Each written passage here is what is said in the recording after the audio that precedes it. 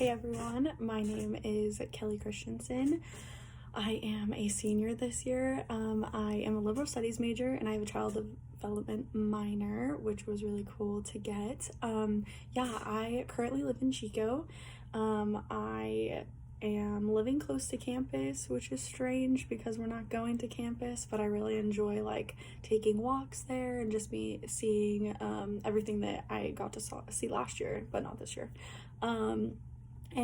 I really love Chico. I'm actually not doing my credentialing next year. I'm going to take a year off and work and still figuring out what that's going to look like next year. Obviously, things change so quickly with COVID and everything, but I was a transfer last fall, so fall 2019, and I just feel like I didn't get a ton of time in Chico, and I fell in love with the town and the people here, and so I decided to stay for an extra year and try to get some sort of normalcy. I don't know. We'll see what that looks like. No one knows what it's gonna look like.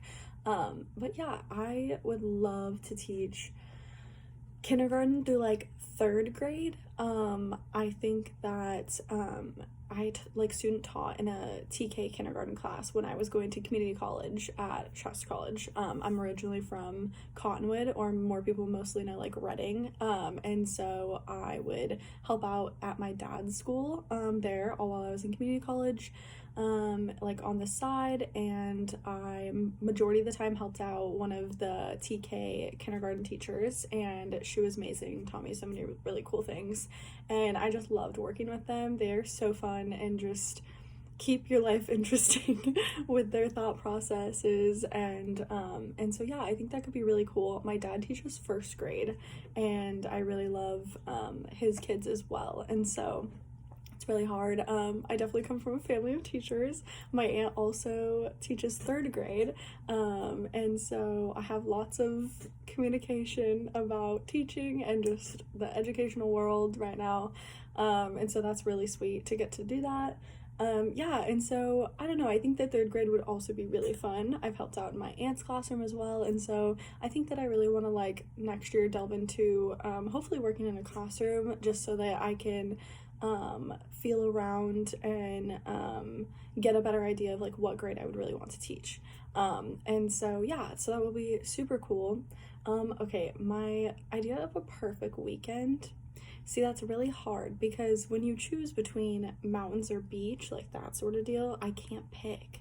And I feel like it's the same way with picking my perfect weekend. But I think that it would definitely involve no homework, and no Zoom calls and meetings.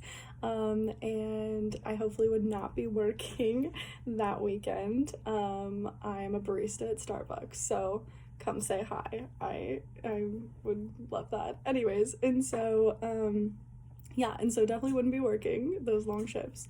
But I think that it would be really fun to go drive somewhere. I love driving and adventures and that sort of thing, and so I think it would be really fun if it involved driving somewhere, getting a really good breakfast first of all, driving somewhere new that I haven't been before, and would be super awesome if it was to the beach, but that's 3 hours away, so definitely probably wouldn't be there, but that's okay.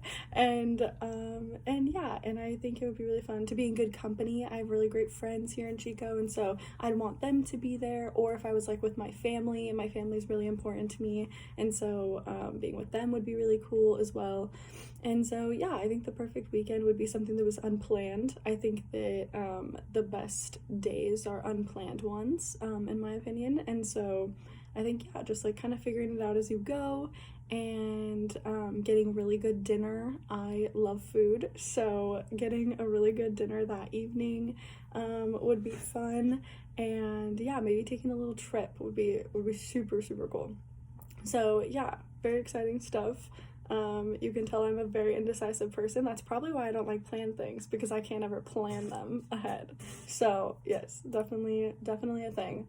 I think that I was just really excited about this class because I took a similar English class like 2 semesters ago with Anna Moore, and we talked a lot about just like how important children's literature is and just like how many life lessons that younger grades are getting and like so early on. I mean, TK, kindergarten, even preschool, like there's picture books that are teaching them about emotions and friendship and how to like respond to siblings and things like that. And one that definitely comes to mind is The No Good, Very Bad Day. I'm sure you guys all know about that book. And so that's just like so much teaching about just emotions and how to like have a bad day and that's okay. And it's just so cool that they're teaching our younger generations such like awesome life lessons, and they're gonna have that on their tool belts for a long time. And so that I think is really important to me, and so that's kind of why I decided to take this class over theater. I was really excited about reading lots of books, and so yeah, that's something that I really enjoy. But yeah, I would say I had a pretty normal childhood, like reading self. My dad was a teacher, and so that did not mean that he came home and read to me all the time. It more so meant that he didn't want to do teacher things when he got home from school. So I feel like my mom definitely more so read to me as a kid.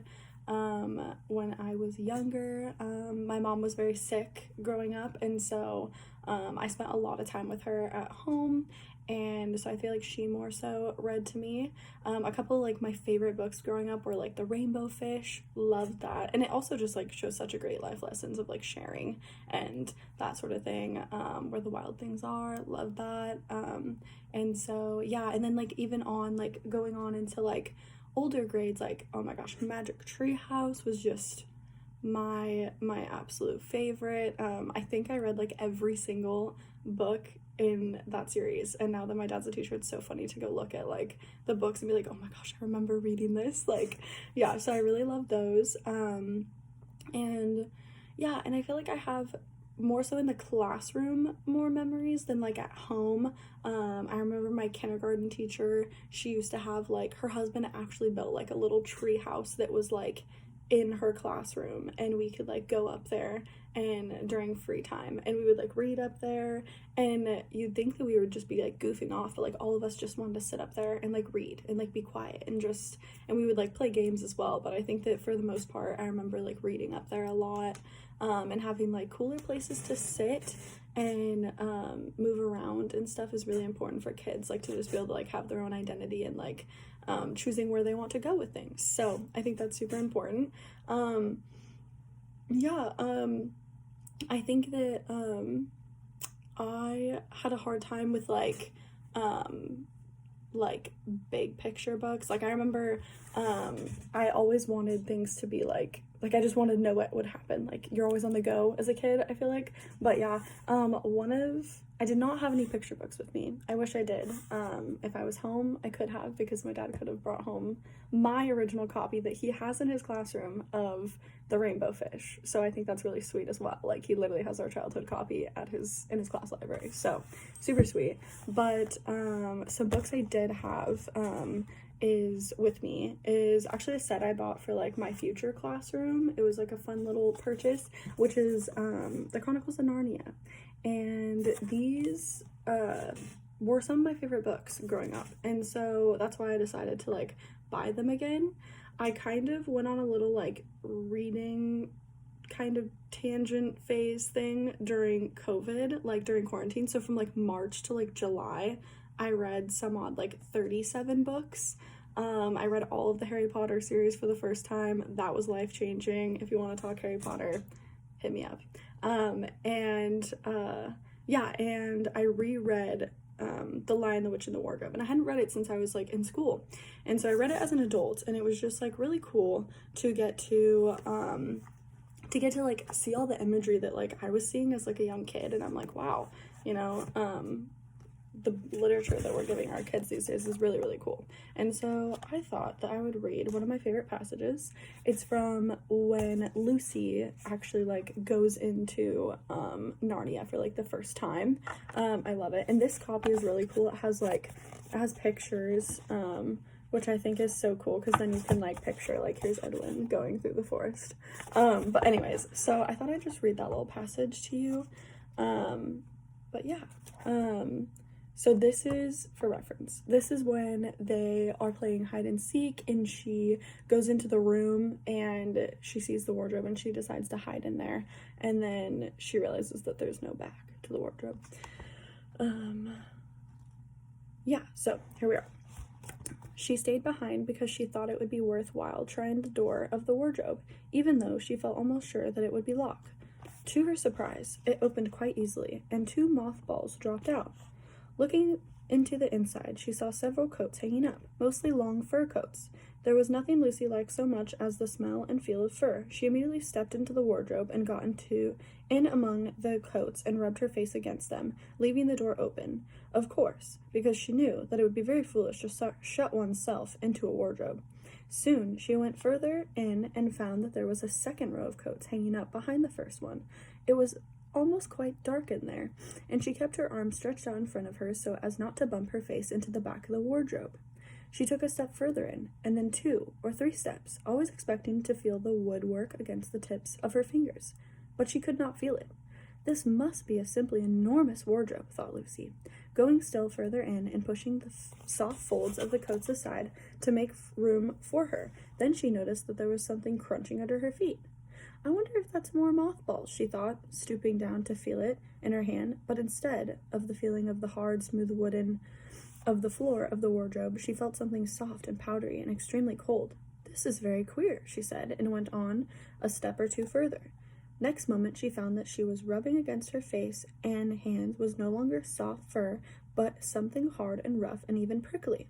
Why, is it just like branches of trees? Exclaimed Lucy, and then she saw that there was a light ahead of her, not a few inches away, where the back of the wardrobe ought to have been, but a very long, far off. Something cold and soft was falling on her.